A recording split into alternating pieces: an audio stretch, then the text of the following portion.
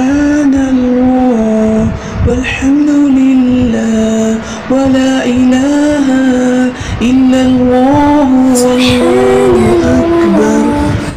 السلام علیکم ورحمۃ اللہ وبرکاتہ۔ کسی نے سوال کیا ہے اور عموماً ہی یہ سوال ہوتا ہے، کیا نبی کریم صلی اللہ علیہ وسلم کی طرف سے ہم قربانی دے سکتے ہیں؟ اس کا کوئی جواز ثبوت ملتا ہے؟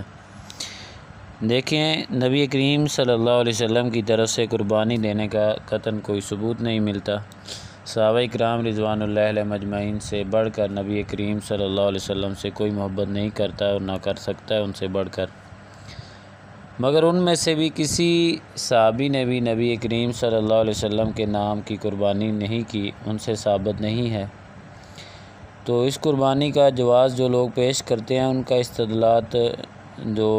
استدلالات ہیں وہ کچھ اس طرح کی روایات کو مد نظر رکھ کر کرتے ہیں، جیسا کہ صحیح مسلم کی ایک حدیث مبارکہ ہے، اس سے انہوں نے استدلال کیا کہ جس میں وَأَخَذَ الْكَبْشَ فَأَزْجَعَهُ ثُمَّ ذَبَحَهُ ثُمَّ قال، نبی کریم صلی اللہ علیہ وسلم نے ایک مینڈا پکڑا، اس کو لٹایا، پھر ذبح فرمایا، ثم قال، پھر فرمایا بسم اللہ اللہم تقبل من محمد وآل محمد ومن امت محمد ثم ضحى به، کہ اے اللہ تو اس کو محمد صلی اللہ علیہ وسلم کی طرف سے قبول فرما اور آل محمد اور امت محمد صلی اللہ علیہ وسلم کی طرف سے بھی اللہ تعالیٰ قبول فرما، ثم ضحى به، پھر نبی پاک صلی اللہ علیہ وسلم نے قربانی کی۔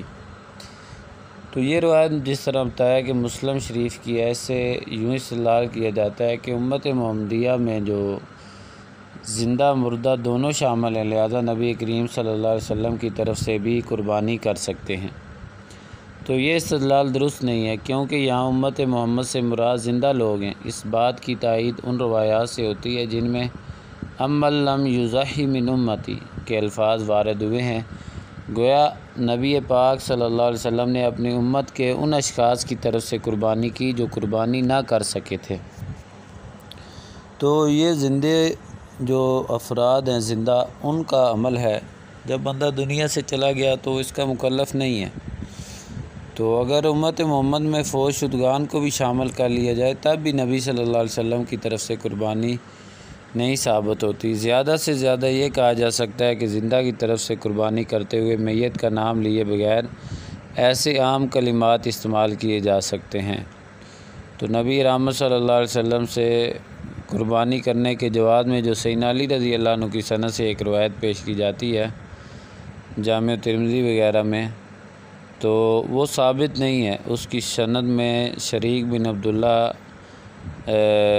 بن شریک راوی ہے، وہ ضعیف ہے، تو اس کے شیخ جو ہیں وہ مجہول راوی ہیں، تو اس حوالہ سے یہ دلیل نہیں بن سکتی۔ تو کیا ثابت ہوا کہ نبی رحمت صلی اللہ علیہ وسلم کی طرف سے قربانی کرنا سنت سے ثابت نہیں۔ کسی کے لیے جائز نہیں ہے کہ نبی کریم صلی اللہ علیہ وسلم کے نام سے عید الاضحیٰ پر قربانی کرے۔ واللہ اعلم بالصواب۔